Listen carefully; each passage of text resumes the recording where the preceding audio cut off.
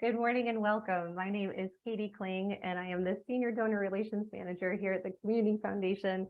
We are so pleased that you can join us this morning. Just a note about our agenda today and a few housekeeping items before we get started.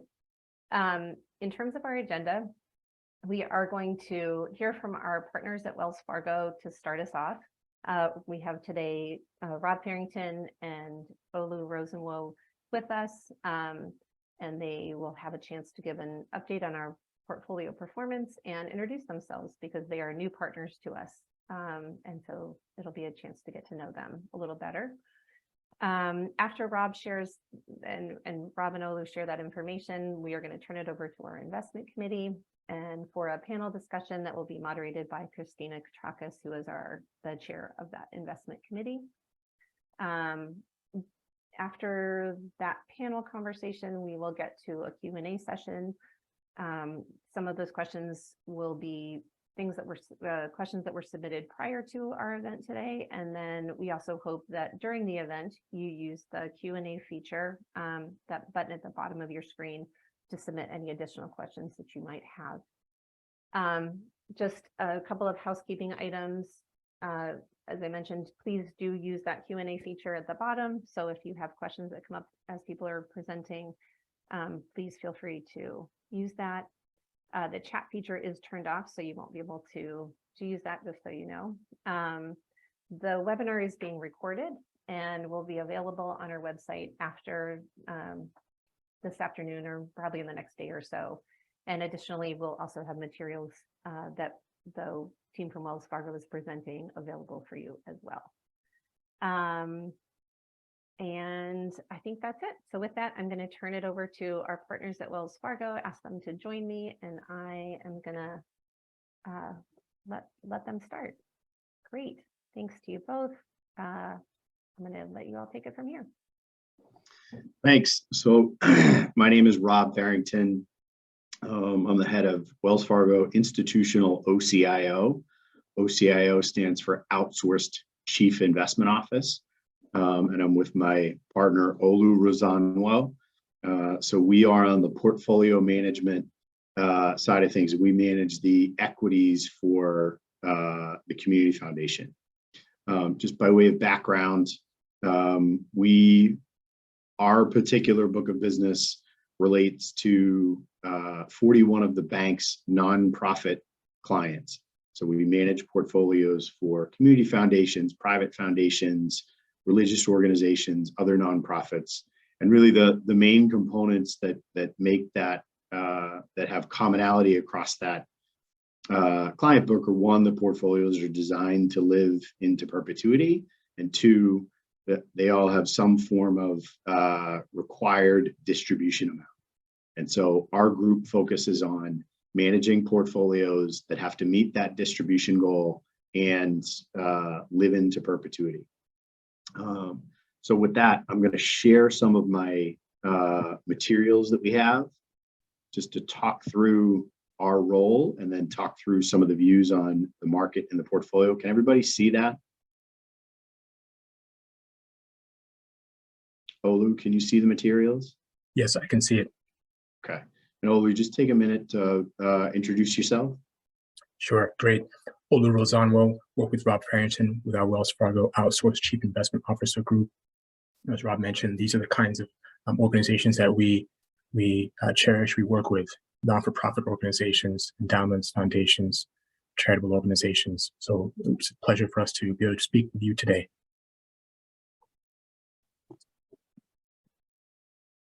So this is just a high-level snapshot of our group. It's the Institutional Outsourced Chief Investment Office. Right now we have $3.8 billion in assets under management across 41 clients. As we mentioned, those are nonprofit institutions that we're help managing complex portfolios with a perpetual time horizon. It's a dedicated team. So in addition to Olu and myself, we have 7 other team members that help with additional portfolio management components, operations, business development, et cetera. It's a dedicated team focused just on this particular client segment. We've been doing this within the bank for over 20 years, and we have a track record that goes back that long. It's a fiduciary platform, which means that basically the decisions that we make are driven by what's best for each of our individual client entities. And we act as a fiduciary. So in addition to the portfolio management, we help with governance, best practices, policy design and implementation, et cetera. So with that, I want to move through to just a discussion about the markets and then a discussion about the portfolios in particular. This is the only thing that matters in markets right now, and it's really the only thing that's mattered since the start of the calendar year, and it's been inflation. It's affecting every asset class that we invest in, from cash to fixed income to equities to commodities to venture capital. Every single asset class across the investable spectrum has been impacted by the persistent inflation that has been a meaningful change from what we've experienced in years past. What this reflects is the fact that there are a couple of things to pull out of here. One, yes, we do think inflation peaked in June and will start to roll over. Some of the higher frequency data points that we see as it relates to inflation are softening up. But inflation is a complex picture. Historical periods of high inflation tended to be driven by one or two core components. What this reflects is that at various points in time, different parts of the inflation components have driven the higher numbers that we've seen. So at times it's been energy, at times it's been food, at times it's been autos, at times it's been housing. And so that's creating this complex picture, which has contributed to a lot of the volatility that has impacted the market so far in 2022. So in light of high inflation, the Fed has been forced to respond because the Fed has two objectives: employment stability and price stability. So that means they're trying to keep the economy at full employment and inflation around 2.5%. We're way above that. And so one of the tools that they have at their disposal is to increase the Fed funds rate, which basically is designed to make borrowing and lending a little bit more expensive and cool the economy off to try to bring some of that inflation under control. What this reflects, or these are the paths of interest rate or Fed fund rate hikes in prior historical rate hiking cycles. This is the one that we're in now.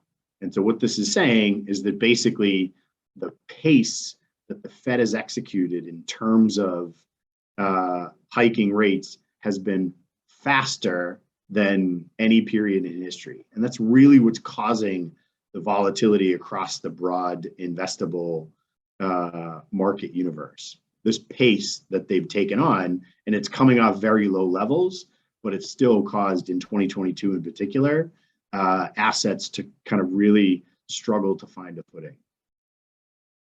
What has that done? There's tons of numbers on here.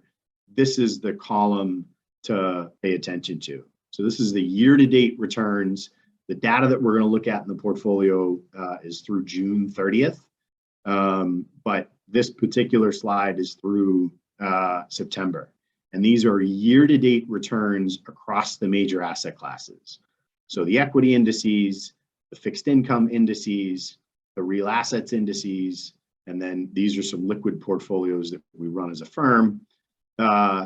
Deeply negative double-digit returns in equities, the same through most of the fixed income markets. The only real place within fixed income to generate anything positive is basically 1 to 3 month cash. And then in real assets, kind of a mixed picture of REITs down 30%, but commodities up 13.5%. So the only place here where you would have been able to generate kind of any returns that could potentially offset any of the pain that's been experienced in the equity and the bond markets has been in commodities. we hold some client portfolio positions in commodities, but certainly not enough to offset the kind of 60% equity allocation and 15 to 30% bond allocation that most client portfolios hold. So it really has been a situation where there's been no real place to hide out in this 2022 market environment. And what that's resulted in is one of the most rare years that the markets have seen. I know we've had conversations with the rest of the investment committee. Your investment committee, I would consider to be one of the most accomplished groups among the clients that we work with. Broad levels, deep levels of experience across your investment committee in terms of experience in markets. And I would argue for most of us, it's probably one of the most unique market environments we've been in. What this shows is that since 1976, diversified portfolios combining stocks and bonds have, for the most part, generated positive returns. And so this quadrant right here represents individual calendar years in which equity market returns were positive and bond market returns were positive. So over the last 50 plus years, a diversified equity bond portfolio produced a positive result. Now, we all know that equities have periods of volatility and sometimes they sell off. And these are the individual calendar years where equities generated negative returns. What this shows is that the dots above this horizontal line represent the fact that when equities were negative, bonds were flat to positive. So whenever equity markets have sold off, 2008, the early part of the COVID crisis, the dot-com era, whenever equities returned negative returns, bonds were there to provide support. And year to date, this reflects the fact that it's an extremely rare environment for us to be in, for equities to be meaningfully off, followed by bonds also being meaningfully off. And that's driven entirely by the complex inflation picture. Inflation is damaging to equities because it chews away at the earnings that corporations can generate, and it's damaging to bonds because the coupon payments that you get from your bond portfolio are inherently worth less over time the more that inflation persists. And so the fact that this has been compacted, this high inflation period that we're experiencing has been compacted in a relatively short time, has caused both equities and bonds to sell off. So the question is, when do we think this process starts to reverse, or when do we think there's some sort of brighter days ahead?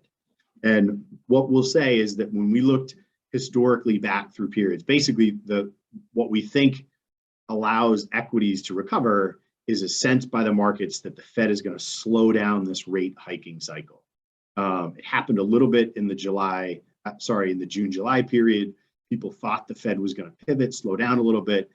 Fed came out in August and said, no, we're committed to keeping getting inflation under control, even if we cause some pain in the markets. And as a result, equities turned around and sold off again from August through September.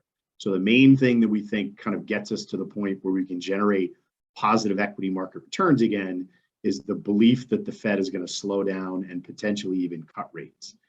And the historical study that we've looked at has said that in all these prior rate hiking cycles, this is the Fed funds rate, and then this is the inflation rate.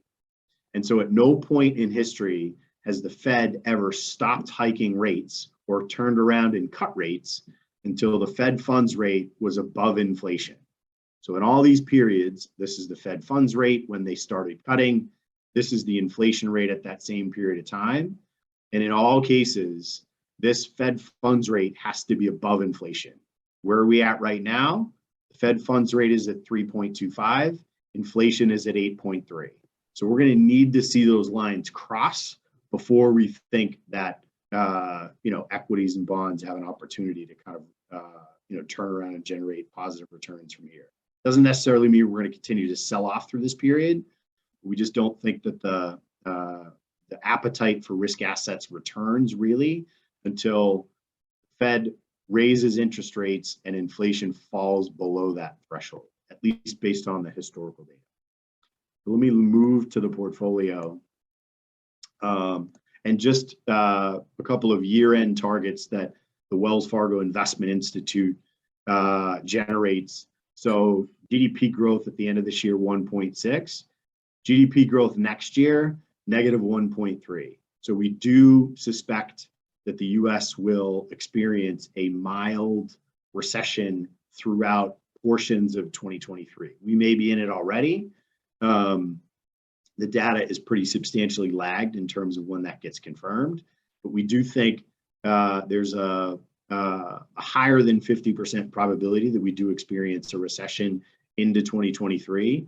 But we do think it's going to be relatively mild. It's not going to be particularly damaging to the consumer. It's going to be more of a corporate recession. And that's our expectation in terms of GDP growth. We do think that inflation softens up a little bit. So we finished the year around 7.7. And by the end of next year, we're closer to that longer term Fed target. Let me go to the portfolio. So we specifically manage this portion, the equity portion of the portfolio. The other allocations that we have, there's this was as of June 30th. So there's a cash allocation, a fixed income allocation, the equity allocation, and the non-traditional or hedge assets. And these are the long-term policy ranges. So these are the long-term asset allocation decisions that the institution needs to make, in our view, to be able to generate the proceeds to keep up with inflation and the distributions required over time. So where are we relative to those targets? When you look at the midpoints, we're fairly closely aligned, a little bit overweight the midpoint in equities, and a little bit underweight the midpoint in fixed income and cash.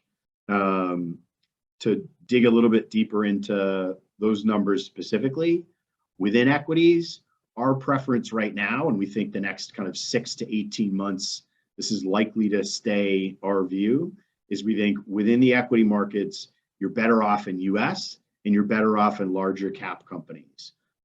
We just think, given the volatility that we're experiencing in the equity markets right now, that's a better place to find protection.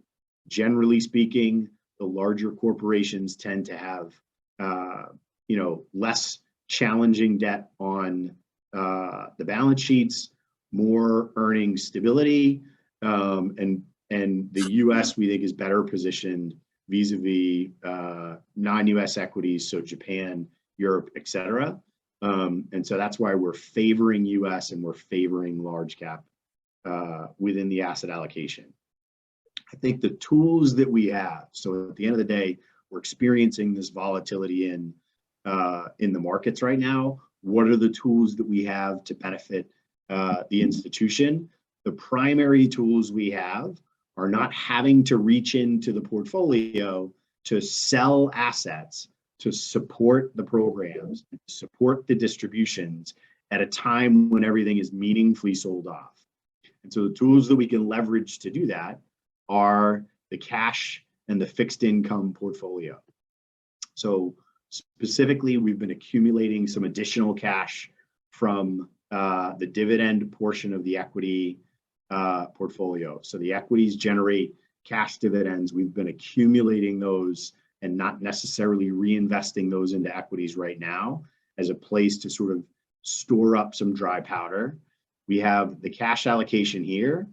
And then within fixed income, there are spots within that to reach in and source some proceeds that are not, that haven't experienced the full sell-off that the bond markets have achieved kind of at a broad level.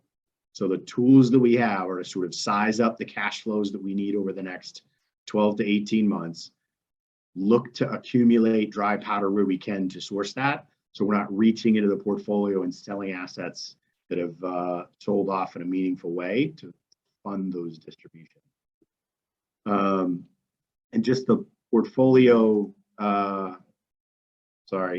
portfolio returns here. It's been a challenging year. The foundation portfolio for 2022 so far is off 23%. And it's really an impact of that kind of the double hit to both equities and bonds. Bonds are, historically have been good diversifiers when these equity sell-offs happen, but the inflation picture has changed that, and the bonds have sold off as much as the equities because of that interest rate shift. So happy to answer additional questions about the portfolio. I know the investment committee is going to now open up with their roundtable and thoughts on the markets. So I'll hand it back to the team, and then we can decide if we want to do a couple of questions right now or if we want to save everything to the end.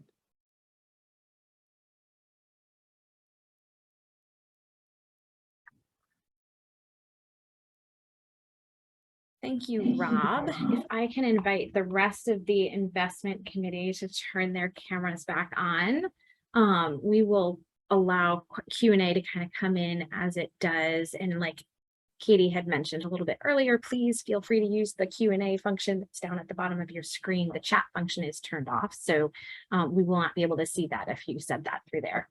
And forgive my reading glasses, I can't see the screen and therefore can't see the Q&A if I'm not wearing them.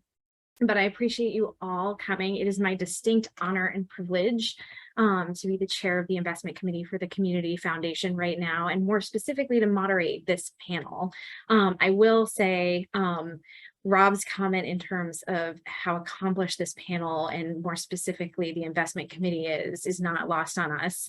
We have the benefit in Charlottesville of being able to attract some really incredible investors, and my co-committee members on here certainly fit that bill. I'm actually not going to introduce them. I'm going to allow them to introduce themselves. I think it's important for you all to know kind of who's working with Rob and the foundation in terms of the stewardship of your assets. So just out of ease, let's go in alphabetical order. That makes it a little bit easier. I'm going to turn it over to Caitlin to introduce herself. Great. Thanks, Kristina. I'm Caitlin Fitzmaurice. I'm a managing director at Selby Lane Capital, which is an investment firm that invests our clients' capital in funds across the venture capital, growth equity, and buyout markets. Before joining Selby Lane late last year, I spent 7.5 years with the University of Virginia Investment Management Company, also known as UVMCO, which is the group that manages UVA's endowment. And for the last 5 years there, I was the co-head of the venture capital and growth equity portfolios. And I actually started my career in the public markets, worked at Goldman Sachs at a long-short equity hedge fund in New York before moving into the endowment and foundation space. And I just joined the investment committee at the beginning of the year and have been aware of the foundation and all the great work they did in our community for a long time. So I'm excited to be working with staff and the rest of the committee and hope to be able to contribute some of my experience in the endowment and foundation space to help the overall foundation. So I guess I will turn it over to Fred then. Morning, everybody. I'm Frederick Nolde. I'm a managing director at Investure, which serves as an investment office for a handful of nonprofit endowments and foundations. I grew up in Virginia and went to University of Virginia, so that was my first exposure to the Charlottesville area. I then spent a couple years up in New York at JP Morgan, and then came back to Virginia to spend about 10 years in the sort of high net worth family office world, and then joined Investure about 7.5 years ago. I have invested both directly and in managers, and mostly primarily now focused on investing in managers, which is very similar to what we do on the CACF committee. I was introduced to the committee 3 years ago by Alice Handy, who founded Investure and who also served many years on the CACF committee. And so I've been involved since late 2019. And I will hand it over to Beth. Hello, everyone. It's good to be here. I'm Beth Snyder. I joined the investment committee about a year ago. And while I've been on the committee for what seems like a short time, I've spent my whole working career in and around asset management since graduating from Virginia a long time ago in 1986 with a degree in economics. The bulk of my years were spent helping to manage UVA's endowment. When I joined in 1991, the endowment was about 400 million. You could count the number of investment managers on two hands, most of whom focused on plain vanilla stock and bond investments. Over the ensuing 20 years, we invested in several new strategies across geographies and in countless new investment managers. We sort of turned it from being a plain vanilla to an endowment style investment, what became known as an endowment style investment organization. Although I did a little bit of everything and served on the investment committee responsible for all of our investments, I was primarily responsible for the public equity and hedge fund portfolios, which for a time represented about 65% of endowment assets. I retired from Uvinco in 2012 for a couple of reasons. Foremost was a desire to give a little more mind share to our children, while at least some of them were still at home. And second, UVA was doing well. The endowment was about 15 times larger than when I started and was the top performing endowment over my 20-year tenure. You don't always get to choose your exit, but it seemed like a good time. For the past several years, I've worked at Foxhaven Asset Management, which is a long-short equity firm here in town. And I'm excited to share my knowledge and experience and to learn new things as we strive to make the pool of capital work well for the community foundation and its donors. Thanks. And I realized that I did not introduce myself, so I apologize. My name is Kristina Koutrakos. I am the Director of Strategy for the Virginia Retirement System. We manage the retirements for public employees across the state. It's about $100 billion, although with the markets moving around as much as they have this year, that number has been quite fluid. My background is actually in fixed income asset management. I started out at Western Asset and then at BlackRock as a portfolio manager. And then I moved over to the asset owner side after the financial crisis, and worked for a multifamily office, and then founded my own firm for a brief period of time and joined the VRS about 7 years ago. We are incredibly fortunate to have this panel together. Well, many of you have been with the foundation for a long time. I think it probably is quite important to kind of talk about how this committee works with the foundation and with our advisor. So Fred, if you could kind of take some time and focus a little bit on the role of the investment committee and how we work with the kind of organization as a whole and our advisors, that would be great.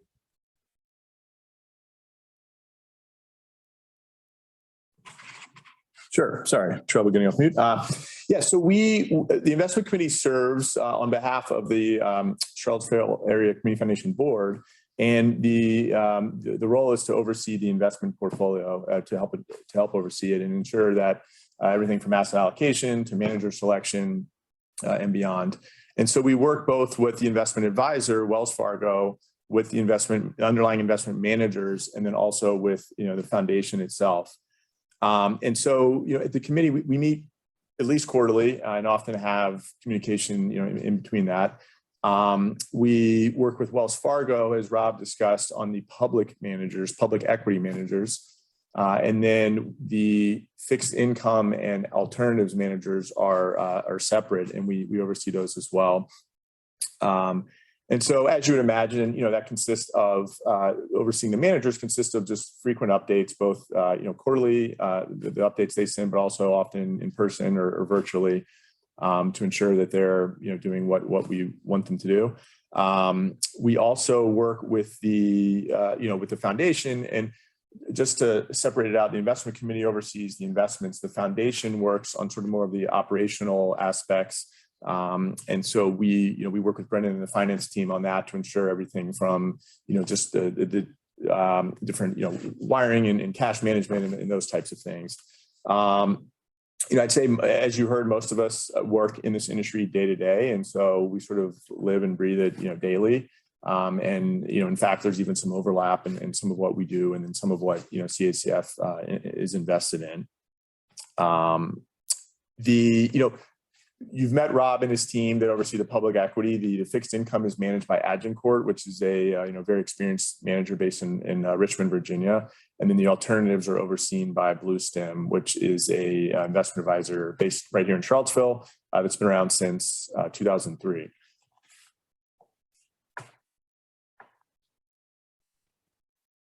Thank you, Fred. Caitlin, can you think about how the overall investment philosophy works for the foundation, how we think about the stewardship of assets over time?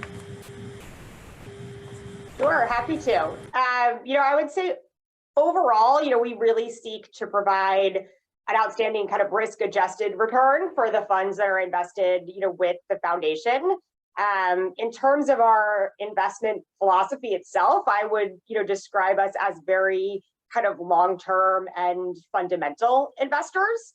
And that means that we, are willing to tolerate some short-term volatility in order to make sure that we meet our longer-term goals. We have really two main goals, for the portfolio and the assets. The first is to generate an investment return that is at least equal to the spending rate plus inflation, in order to really maintain the purchasing power of the assets that are invested with the foundation. And then our second goal, obviously, is to provide, a predictable stream of funding to all of the programs that receive support from the assets invested, within the foundation. We really set our long-term asset allocation at a mix that we think will allow us to meet those investment objectives, over that long time period, which, as Rob highlighted in his portion earlier, requires a fairly equity-centric portfolio in order to be able to do that over the long term. And I would say in terms of our philosophy around asset allocation, we definitely don't try to time the markets. We will make slight adjustments to the exposures in the portfolio, but we do not change kind of our overall long-term asset allocation targets and ranges very often. And, that helps us, to kind of not end up chasing our tails and hopefully have a more steady long-term approach to the portfolio. And as Rob highlighted and Fred mentioned a minute ago, we've decided to partner with third-party managers to manage these assets. So we hire managers who both we and the Wells Fargo team believe have, kind of strong investment judgment and that we think will generate compelling returns over the long term. I, for one, have gotten quite sick of hearing the term, "May you live in interesting times." I was thinking about this with our team the other day, and if you take a step back and think about the last 5 years, we've had trade wars that led to a manufacturing recession in most of the developed markets. That moved on, of course, to the election upheaval in the US, and that went into the pandemic that effectively shut down the entire world for much of 2020. And now we're in a period of extreme global inflationary shocks, and not the least of which, although the possibility is quite low, we're actually having real conversations about the prospect of nuclear weapon deployment for the first time in over 50 years. All of those things are just extraordinary in and of themselves, and we've managed to fit them all into a 5-year period. That same 5-year period has still seen an overall return for the foundation of about 8% annualized, which is fairly extraordinary. That does not take away from the fact that when you see, as an advisor, as a donor, and as someone who is trying to gift your assets into this community to have a really real impact, the market down 25% and the portfolio, obviously the mark to market of your assets down commensurately with that, that's incredibly frustrating. It is not lost on us that our job is to kind of move and deal with the vagaries of financial markets on a daily basis, and your job is not that. So one of the things I would love to kind of direct over to Beth is, how should people think about kind of markets in times like these? And specifically, what do you think the role is of the investment committee in navigating the foundation's assets through these types of environments. Yeah, thanks, Kristina. Yeah, it's a hard one. I think that one of the things you really want to remember, for us to remember and for the investors to remember, is that is really the core investment philosophy that Caitlin, outlined. And so, the purpose of investing in equities is to be able to meet those long-term goals. And the problem is, when you invest in equities, you've got to take on both the ups and the downs. It's really hard to avoid it. We don't possess the skill to capitalize on the ups and avoid the downs. And I think it's really our philosophy. It's our belief that there aren't very many people who can do that, if any. So, we kind of have to take our lumps in order to think about the long term. One of the experiences that I've been through, was, which probably a lot of us have been through, is the global financial crisis. And UVA lost $1 billion, a fifth of its capital, $1 billion of its $5 billion in assets. And it was a scary time. Banks collapsed, market seized. I think some people thought we should, get guns, butter, and canned goods and gold. And, perhaps there was a scenario where that might have, worked out. It was a low probability. But, in the end, we, kept our equity focus, the markets that had seized, found the liquidity again, and we were sort of able to come back, recover really quite a lot more quickly than we thought that we might, thanks to the Fed. And if we had moved our assets at that period of stress, we would have locked in those losses. We wouldn't have gained it back nearly as quickly. And so it's just always this balance between, trying to understand when things have really changed, which they don't very often at all, and when, it's a time of stress and you really just have to stick to your knitting. And, I think it's really human nature to consider, a period of great returns or as a sign of a manager's or an allocator's, brilliance, and to consider poor returns, we invest in managers, as a sign that someone should be fired, that a strategy is no longer valid, or that an asset allocation is all wrong. So the correct assessment is likely somewhere in between. The managers and allocators were probably neither brilliant when they were doing so well, and they're probably not nearly as stupid as they look when they're doing poorly. And over the years, I've observed that some of the worst decisions, my worst decisions, were made in times of stress. You just want the pain to stop.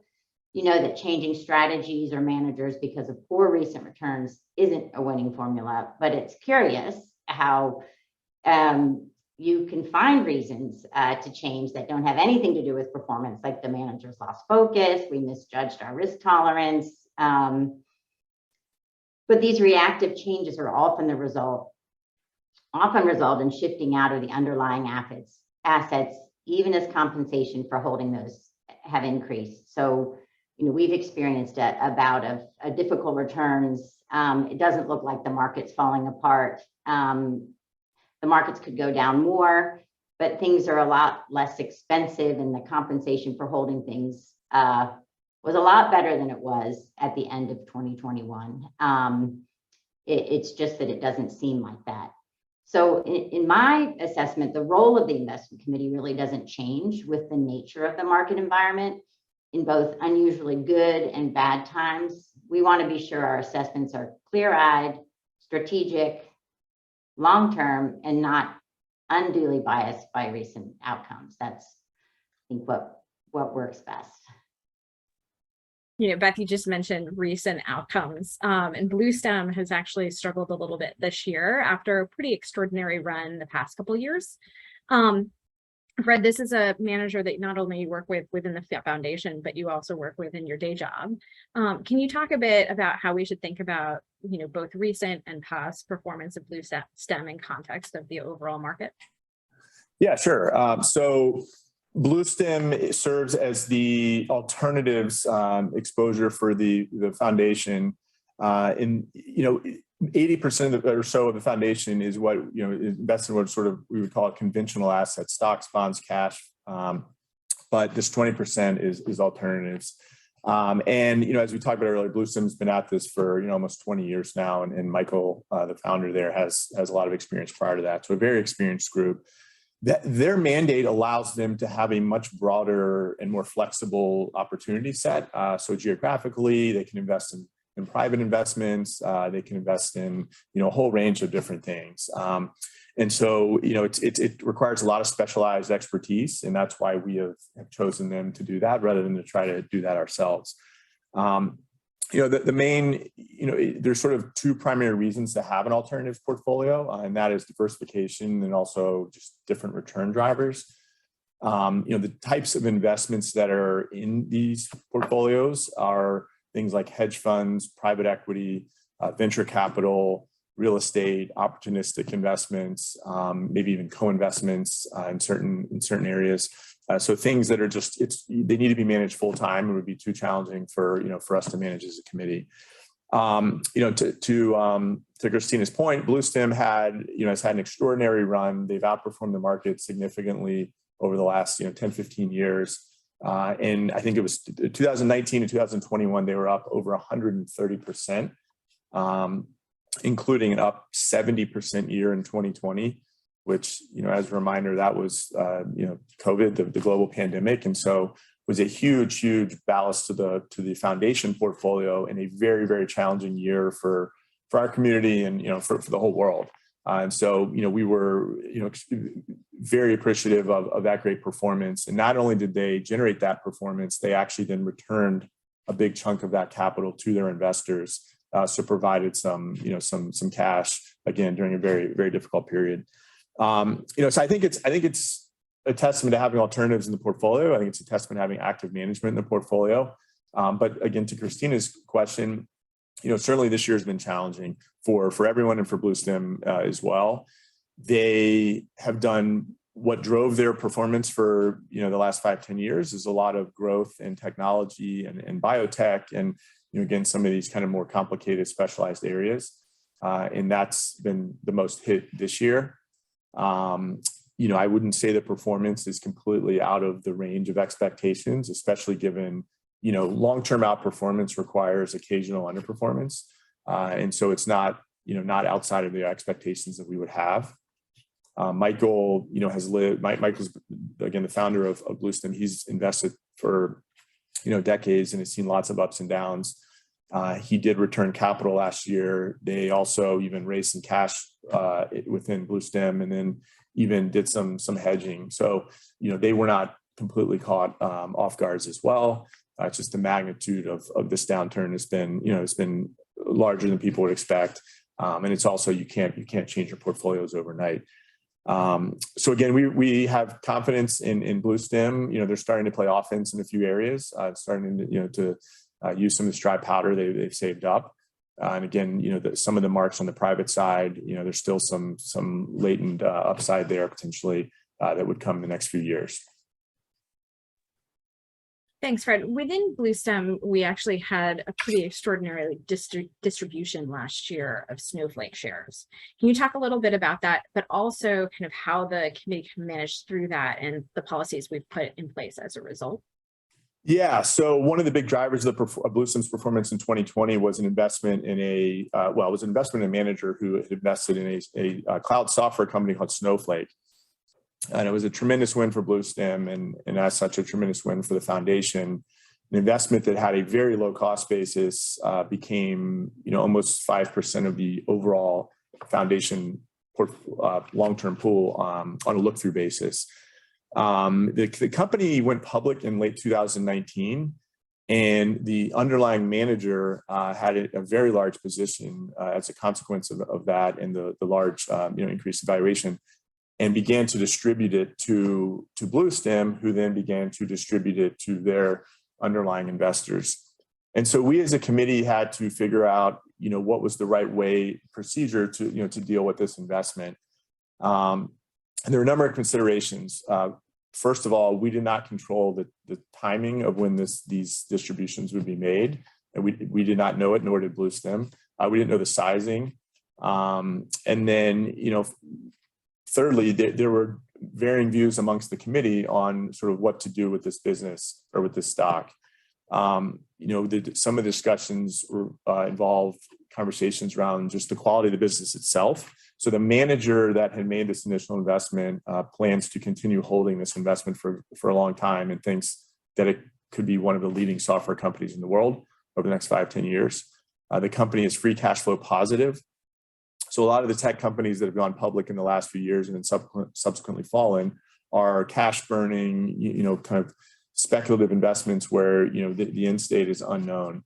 But this is a very, very value add software company that has very high margins and was already generating free cash flow. And so ultimately we took all these considerations, into account and decided to, rather than sell immediately, we would gradually sell over time as cash was needed. And there's also some basis for that in research, in academic research, but then also just sort of practical experience around seeing a lot of these distributions at some of the various firms that we represent. Oftentimes upon a lockup expiring or upon a distribution of shares post an IPO, everyone goes to sell simultaneously and the shares are sort of pushed downward more than they would be in a normalized scenario. And so we didn't want to sell into that, additional selling pressure and wanted to be more gradual with it. So that was the approach. And we reached that compromise and we began doing that in 2021 as we started getting some of these shares. Throughout 2021, it was, at least just based on the outcome, it was the right decision. And then as recently as of kind of May of this year, it was sort of a wash if we had sold immediately or kept it. And more recently, it's kind of in a similar, it's rebounded significantly in the last few months. So it's kind of in that similar place. But given the sort of extraordinary circumstances there and the magnitude of that one, it was a bit of an unusual situation, but we as a committee did want to put a policy in place to deal with these in the future. So we have done that. And what would have been done differently had we had this policy in place is that it would have been sold, Snowflake would have been sold still gradually over time, but over maybe 3 months post distribution, rather than, a bit longer than that. So again, a great win, a great problem to have, and something that, we've learned from and put in some policies now to deal with these in the future. Thanks, Fred. It's a complex issue and clearly something that we've been talking a lot about. And I think we've arrived at a pretty good solution for the foundation on an ongoing basis. So my husband has a very normal job. He goes out and fertilizes people's lawns amongst lots of other things. And one of the things he does is put compost down this time of year. And when I was talking to him the other night, I was thinking about the fact that, he does that so that the lawns grow well in the spring. And there's something to be said about the opportunities that arise in markets like this, even though they're pretty stinky and super frustrating. They do actually allow for some great opportunities to buy assets at very attractive levels. Caitlin, especially given kind of your focus on growth, private equity, and venture, can you talk a bit about how managers are thinking about the opportunities that are being presented in the environment right now? Sure, I like that analogy. That's a good one. While these types of environments are definitely really challenging for our managers and a portfolio like the foundations, they do also present really attractive, go forward opportunities in the markets. I think in, discussions with managers, kind of across asset classes today, everyone's kind of reevaluating what they hold in their portfolios and really recalibrating the, risk return trade-offs for, the positions that they have in their portfolios today versus, other opportunities in the markets. I think the small silver lining of where we sit today is that valuations are much more attractive across asset classes right now than they were this time last year, especially. And I think a lot of especially active managers are finding compelling investment opportunities to, put new capital behind or rotate some of the capital in their portfolios to present really interesting, go forward returns, they think. I'd say this is also a very macro driven market right now. We're seeing really big moves in both directions in the indices overall based on, inflation readings, housing market data, comments and decisions by the Fed. And often that can present really interesting opportunities for, fundamental managers who can identify situations where, they think a stock or a bond is traded off, more than it should have based on the actual fundamentals of the underlying company and is attractively, valued in the market versus either other things in its sector or, other opportunities overall. I think an overused phrase today is finding opportunities where the baby is kind of being thrown out with the bathwater and looks attractive, from a go forward basis. So, it's definitely been a really tough year in the markets that could certainly continue for a while. I think the private markets especially are always a little slow to react, and there's probably some additional pain and markdowns of positions that need to happen there. But I would say most of the managers that I certainly talk to, and I think most of this committee probably interacts with, are much more optimistic about, kind of opportunity set today than they were, a year ago when kind of everything looked really expensive and there wasn't anywhere to hide. Thanks, Caitlin. I think that that's good context. And given that we're coming up to the top of the hour, probably a good place for us to close off. We know that these times are frustrating. Clearly, we are also living them alongside you. What hopefully you've been able to come away with is a sense of kind of the attention that is being brought to the foundation's assets in the portfolio as ever. We appreciate your partnership. We appreciate the partnership that Wells Fargo as our total portfolio advisor and the manager of many of our equity, much of our equity portfolio, as well as our advisor on asset allocation, kind of brings to the table to us, as well as the underlying managers that we have utilized in the different sleeves. There's been a number of questions come in on the Q&A. We've tried to answer some of them live. We've directed some answers to you as well. And I think the foundation staff will kind of follow up with others. Please don't think that they have gone unnoticed. But thank you all for your time today. Katie, do you want to close us out? Oh, still on mute. The trials and tribulations of webinars. One day we'll get this. Just want to say thank you all again. Thank you so much to our investment committee and our partners at Wells Fargo. Thanks to all of you who joined us this morning. And as Kristina said, any of the questions that we didn't have a chance to respond to, we will be sure to respond in writing as we follow up with all of you. And yeah, and I think that's it. I hope you have a great rest of your day. Thank you again for joining us. And thank you again for your partnership. Thank you, everyone.